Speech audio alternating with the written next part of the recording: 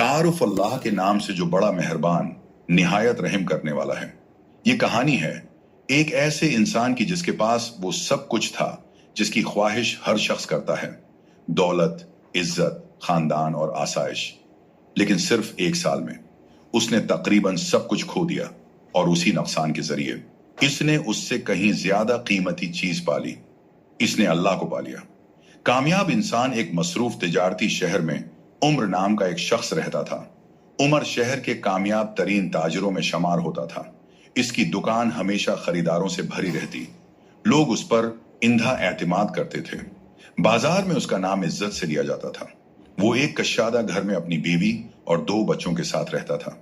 उसके बूढ़े वालिदैन भी उसी के साथ रहते थे, कमजोर, ज़ईफ और उसकी देखभाल के मोहताज। लोग अक्सर कहते अल्लाह ने उसे सब कुछ अता कर दिया है, और बज़ाहिर ये बात दरस्त भी थी। लेकिन कभी कभी कामयाबी खामोशी से इंसान के दिल को बदल देती है।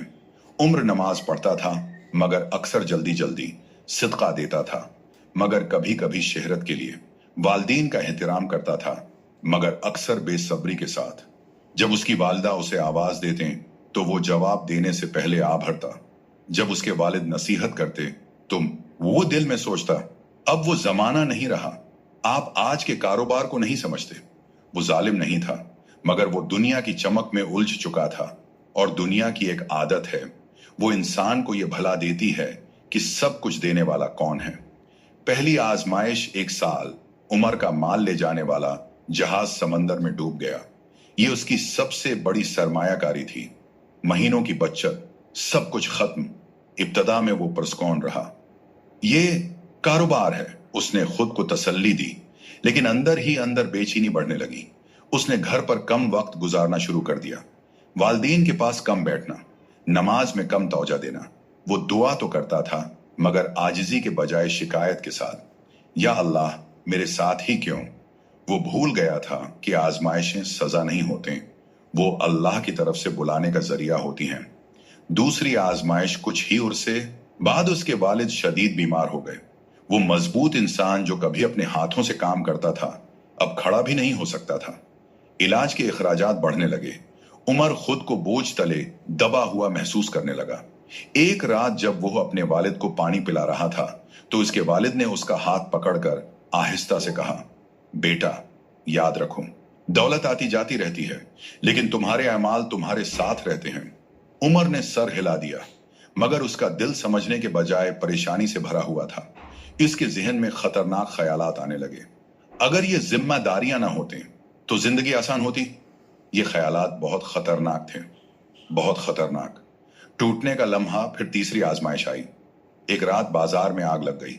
सुबह तक उमर की दुकान राख बन चुकी थी। सालों की मेहनत धुएं में उड़ गई।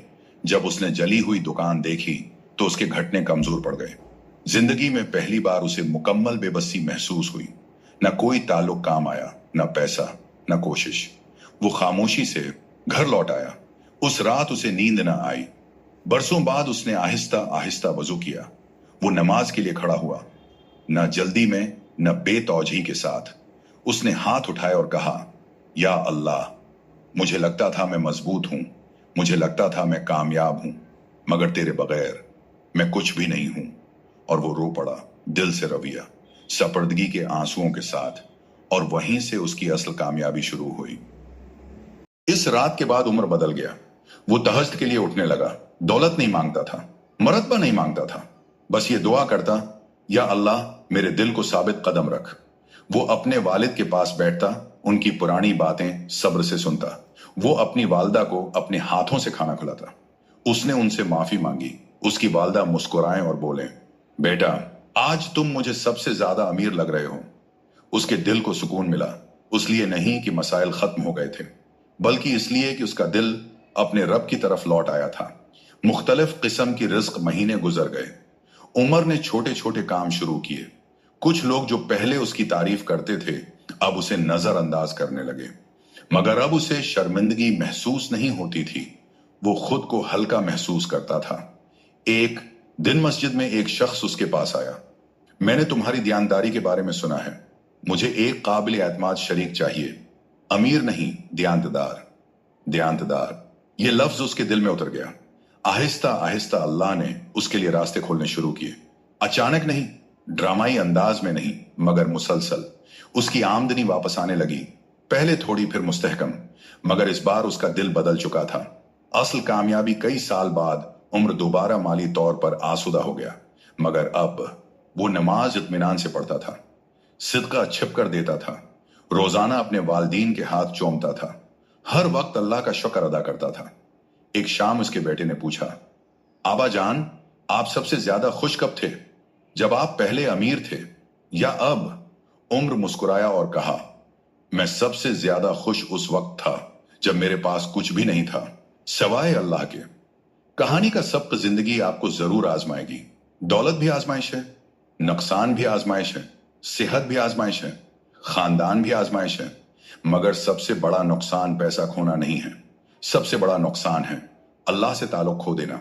असल कामयाबी ये नहीं कि आपके पास कितना है, असल कामयाबी है नर्म दिल, मुश्किल वक्त में सब्र, आसानी में शाकर, वालदीन के साथ हुस्न सलूक, इबादत में इखलास, अल्लाह की तकदीर पर भरोसा।